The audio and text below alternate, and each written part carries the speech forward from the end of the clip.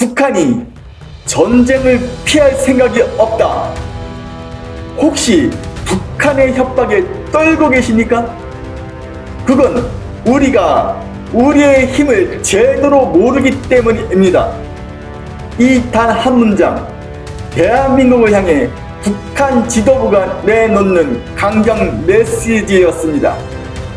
그런데 여러분, 이 말이 단순한 협박일까요?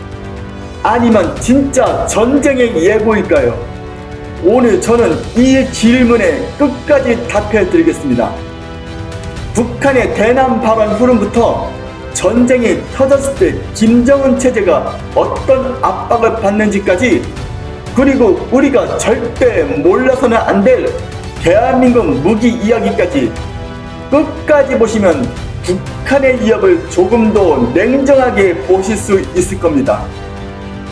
북한은 무슨 말을 했는가?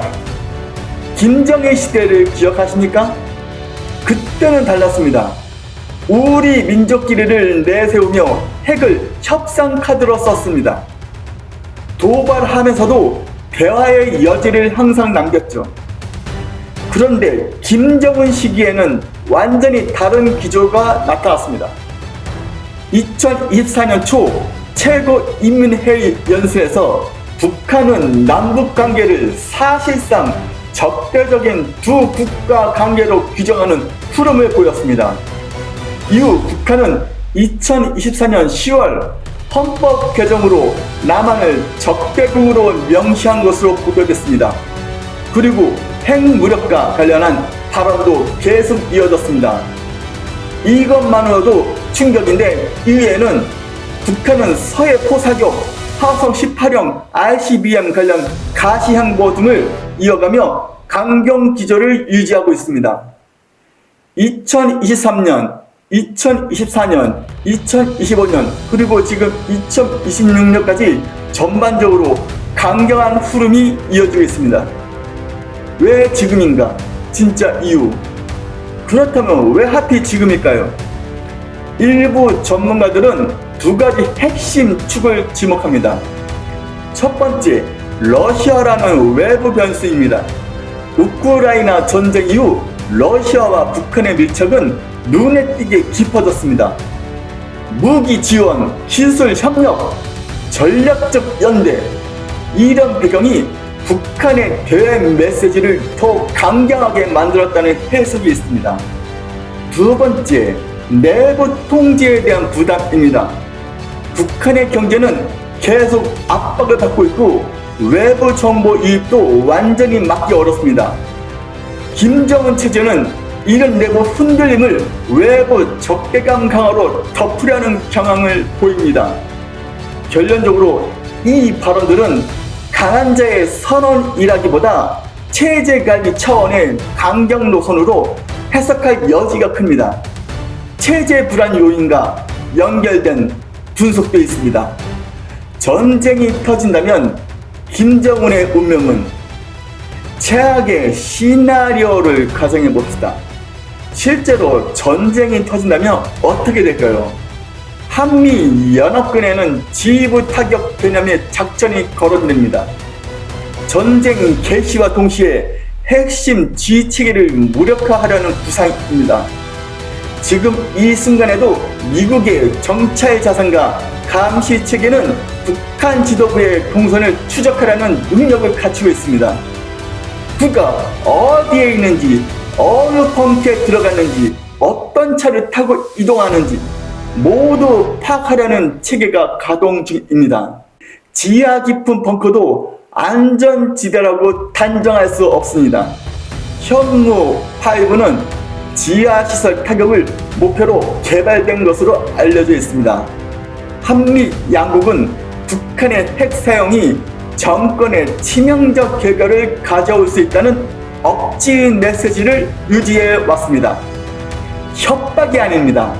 작전과 억지 개념이 이미 존재합니다. 북한은 전쟁을 시작하는 순간 체제 유지 자체가 더 어려워질 수 있다는 점을 알고 있습니다. 그럼 핵 우산 믿어도 되는가? 많은 분들이 이런 질문을 하십니다. 미국이 핵 우산으로 지켜주지 않나요? 맞습니다. 미국은 동맹국에 대한 확장 억제 약속을 유지하고 있습니다.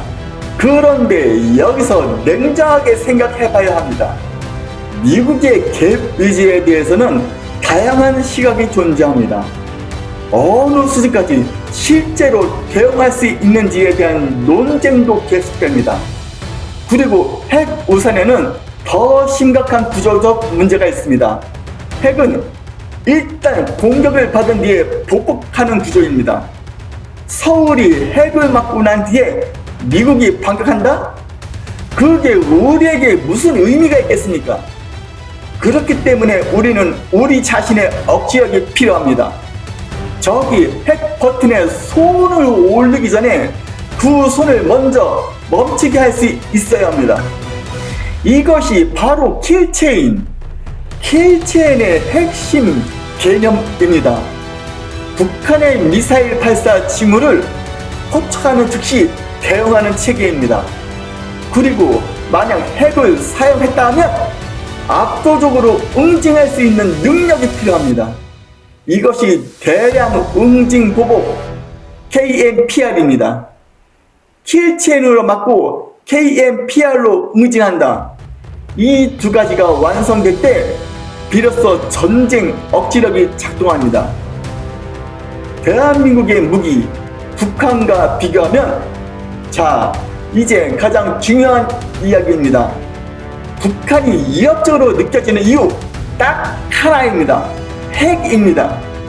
핵만 빼면 전력 비교는 어떨까요? 직접 비교해 보시겠습니다. 지상군, 숫자는 북한, 질은 대한민국. 먼저 지상군입니다.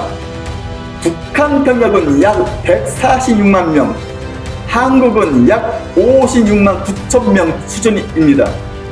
숫자만 보면 북한이 압도적입니다. 그런데 여러분, 숫자가 전쟁을 이기는 시대는 끝났습니다. 북한의 전차 대부분은 1960년도, 70년도 소련제 구형입니다. T-55, T-62 같은 냉전시대 전력이 많습니다. 우리의 K2 전차는 어떻습니까? 세계적으로도 경제능 있는 3세대 전차입니다. 자동 장전, 능동 방어, 강한 기동성과 화력을 갖췄습니다. 그리고 K2는 폴란드 등으로 수출되며 한국 방산의 대표 전력으로 자리 잡고 있습니다. K9 자주포도 여러 나라에 수출된 검증된 체계입니다. 북한의 구형 약화는 차원이 되는 정밀 타격 능력을 가졌습니다. 다음 공군, 비교 자체가 어렵습니다. 공군으로 넘어갑니다. 북한 전투기 전력은 수량만 보면 많지만 주력은 매우 오래된 기종들입니다. 미국 17, 미국 19, 미국 21 같은 구형 기체가 중심입니다. 우리는 F-35A를 보유하고 있습니다. 5세대 스텔스 전투기입니다. 북한의 구형 방공 체계로는 탐지와 대응이 쉽지 않습니다. FA-50 경공격기는 실전 운영과 수출을 통해 성능을 입증했고, KF-21 보람에는 2026년부터 전력화가 시작되는 단계입니다. 공국력은 질적으로 큰 격차가 있습니다. 다음 미사일, 대형 간통 탄도 기반의 강력한 타격 능력, 미사일 전력입니다. 북한은 핵탄두를 실을 수 있는 탄도미사일을 보유하고 있습니다. 이것이 가장 큰 위협입니다. 부정하지 않겠습니다. 그러나 우리도 가만히 있지 않았습니다. 현무5는 대형 간통 탄도 기반의 강력한 재래식 타격 능력을 가진 체계로 알려져 있습니다. 지하 시설과 광화 목표물에 대응하기 위한 무기입니다. 청궁2와 L3은 다중 미사일 방어망을 구성하는 핵심 체계입니다. 다음 해군, 북한은 상대가 안됩니다. 해군입니다. 북한 해군은 노후 잠수함과 소형 함정 위주입니다. 외양 작전 능력은 제한적입니다. 우리는 이지스 구축함을 보유하고 있습니다. 동시에 다수의 표적을 추적하고 대응할 수 있는 세계 최고 수준의 함정입니다. 핵 하나만 빼면 전력 차이는 명확하다. 정리하겠습니다. 북한의 위협은 딱 하나입니다. 핵입니다. 재래식 전략만 놓고 보면 지상군은 질적으로 우리가 훨씬 우세합니다. 공군은 비교가 어렵고 해군도 마찬가지입니다. 미사일도 우리는 방어와 응징 수단을 갖추고 있습니다. 그렇기 때문에 우리가 집중해야 할 것은 핵을 쏘기 전에 먼저 막는 킬체인, 그리고 만약 사용했을 때 대응할 수 있는 KNPR입니다. 이 두 가지를 완성하는 순간 북한의 핵 위협은 훨씬 더 유해집니다. 우리가 생각해야 할 것 정리하겠습니다. 북한의 최근 발언은 위협적입니다. 하지만 그 위협의 뒤에는 체제 관리와 내부 통제의 부담이 숨어 있을 수 있습니다. 한미연합 전력에 대한 부담, 내부 붕괴 가능성에 대한 부담이 함께 작용하고 있다는 해석도 있습니다. 우리가 무조건 두려워할 이유는 없습니다. 우리에게는 현무5가 있고 F-35가 있고 K2가 있고 이지스함이 있습니다.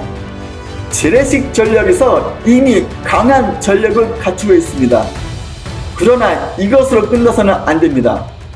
핵 우산에만 기대는 것도 충분하지 않습니다. 킬체인으로 핵 버튼을 누르기 전에 먼저 막고 KNPR로 만약의 사태에 대응할 수 있게 준비해야 합니다. 이 두 가지 능력을 완성하는 것이 지금 우리의 과제입니다. 강력한 국방력만이 전쟁을 막는 중요한 언어입니다. 북한의 협박에 휘둘릴 것이 아니라 우리의 힘을 더 정교하고 강하게 만드는데 집중해야 할 때입니다. 대한민국은 결코 흔들리지 않습니다. 대한민국은 세계 강력한 국방력을 가지고 있습니다.